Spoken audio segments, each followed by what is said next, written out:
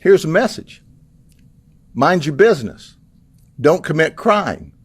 Leave people alone. And if you end up in this shape, he needs to count himself very lucky today. You know, there's some things in life that's got to be true because you just can't make it up. So I want to introduce you to a young man who's 32 years of age, and he's old enough to know better, Christopher Hendricks. Now, if you don't know Christopher, you ought to take a look at him. There was a lot of people that got to meet him this morning around I-4 and 557 at the Marathon gas station. This is a picture of Christopher. It's a very nice picture in his state prison outfit. You see, he was sentenced to 10 years in state prison for aggravated battery, which was a plea down from attempted murder.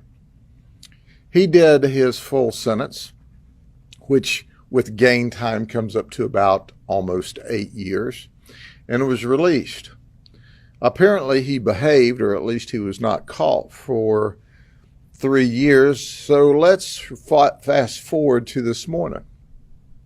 This morning at 7:45, he is on Interstate 4, and he's involved in a hit and run crash. That's right. He crashes his vehicle that's registered to him, and as he runs off of the road into the swampy area in his vehicle, Christopher says to himself, "Self, I don't think I want to hang around for this," so he runs. I don't know what he thought he was going to accomplish because the vehicle was registered to Christopher Hendricks. He's from Bellevue, Florida, which is in the area of Ocala. Well, now Christopher is on foot. He's fleeing on foot from this hit and run crash he's involved in that the Highway Patrol is working. And he runs up to the Marathon gas station on 557, which is just south of the interstate. And he's tried to steal this lady's vehicle, her gray Chevy Colorado pickup truck. Well, she didn't think much of that. In fact, she was in the process of gassing her vehicle when he tried to get in, so she appropriately took the gas nozzle and sprayed him with gasoline. Christopher rethought that. He decided that that was not the vehicle that he wanted, so he fled. Well, he ran immediately to a burgundy-colored van that was there, and of course the owner was not in the van, but he was up at the store.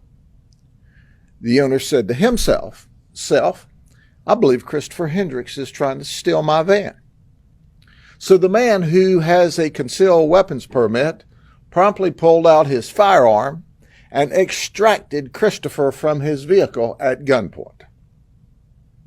He would have been totally justified if he'd have shot Christopher, but he didn't want to do that, and Christopher complied and got out of the vehicle. So that's 2 vehicles that he tried to take.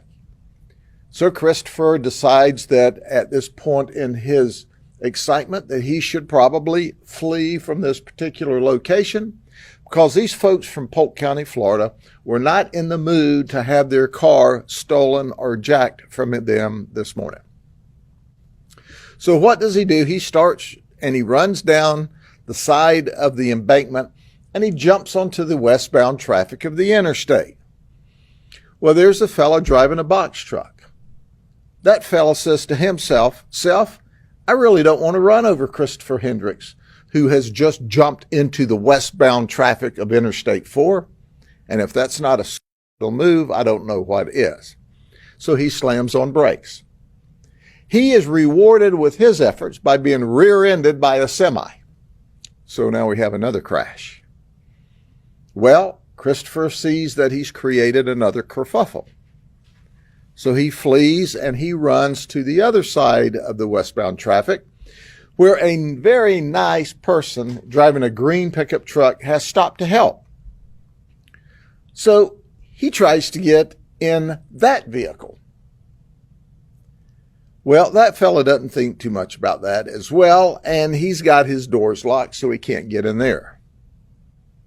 Is Christopher deterred? No, he's not deterred. So he goes to the fourth vehicle. That is another Good Samaritan who stopped on the interstate to try to help in a red Chevy Equinox. He tried to get in that vehicle.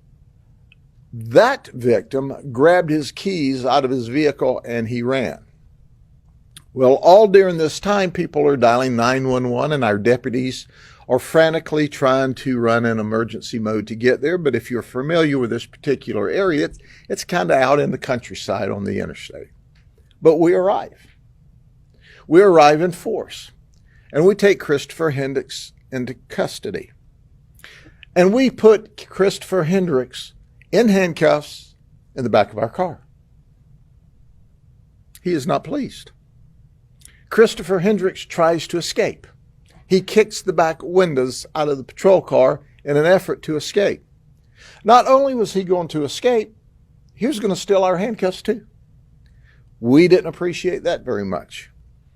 So finally, we've got Christopher Hendricks wrestled under control and locked up in the county jail.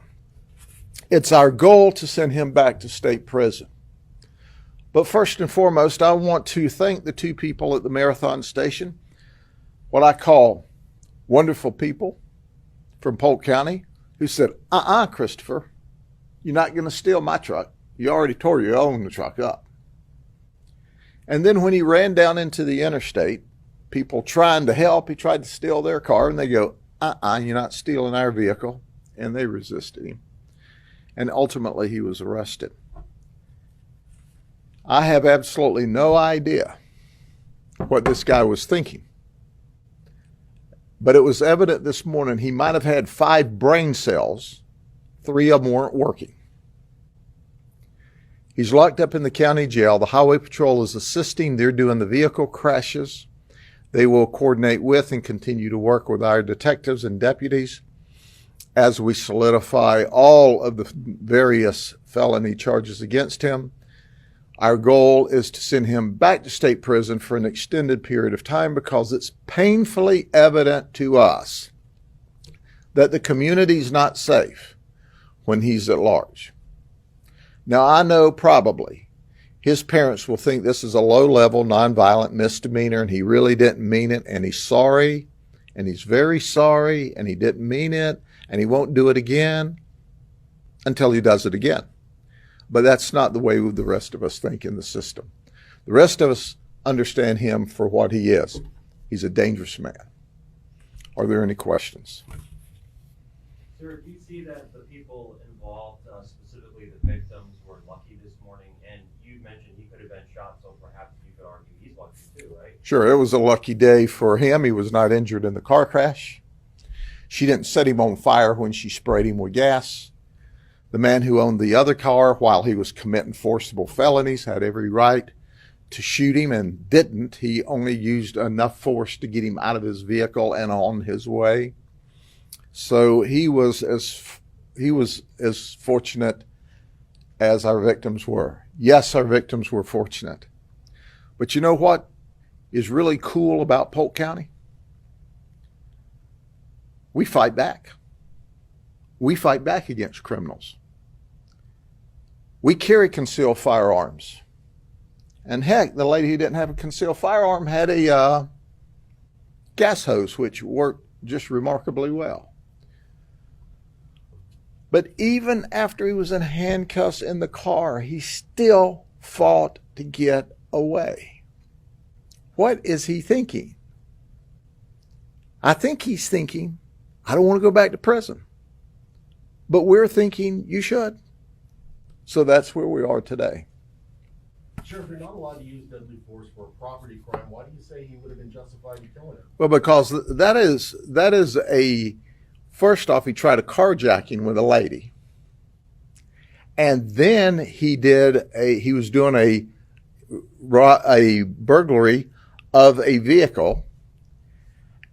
And he was in the string of a group of felonies at the time. That sounds pretty shaky. It is if you're the suspect. I guarantee you, when you start trying to carjack somebody's car at a gas station, you're subject to get shot, and shot a lot. Did he have a weapon? She didn't have to have a weapon, brother. You can carjack with just pure violence and force. Stealing a car. He was trying to carjack the first lady. She was gassing up. With the gun owner. It's all the same thing. It's all the same event. You don't think that's a dangerous message you're putting out to Polk County citizens? That is an absolute correct message I'm putting out to Polk County citizens. You try to break into somebody's car and steal it while they're there with it, that's called armed carjacking. He wasn't armed. The other guy was armed. You don't look at individual events. You look at the string of violent felonies he was committing. And that's a violent felony to try to take somebody's car from them with force, with or without a weapon. And you're sending the wrong message. The message is you don't have to have a firearm. You don't have to have a knife to be a dangerous individual. And if you come to this county and if you use extreme violence to try to carjack somebody from their car, if you get shot, that's on you. You can protect yourself and your property. I think some attorneys would disagree with you, but you're the sheriff, so. I don't care. That's what the attorneys do. Attorney's attorney. But I can tell you right now, you come to this county and you do this string of violent stuff, you're blessed. You're blessed because that man up at that store had the right to protect himself. He had the right to protect his property. He had the right to protect that lady. That lady had the right to protect herself and her property. Come on, man. What's wrong with you? And then he goes down to the interstate, causes a crash, tries to break in and steal 2 more cars while they're occupied. While they're occupied. You don't think there's a problem with that? They said they don't have a right to protect their property. That's what they did do. You were saying he should have shot him. I didn't say he should have. I said he could have, but he chose not to. Which was the correct choice, correct? The choice was that he used the force necessary to protect himself and his property. Had he used that force at the end of that string of violent felonies and encounters and attempted carjackings and stealing from people's cars while they're there in it with it, and subsequently tried to break into and did get into one car with a man in it, you can't break into people's cars and take it with them in it. You can't do that. Here's a message. Mind your business. Don't commit crime. Leave people alone. And if you end up in this shape, he needs to count himself very lucky today. You got any other questions?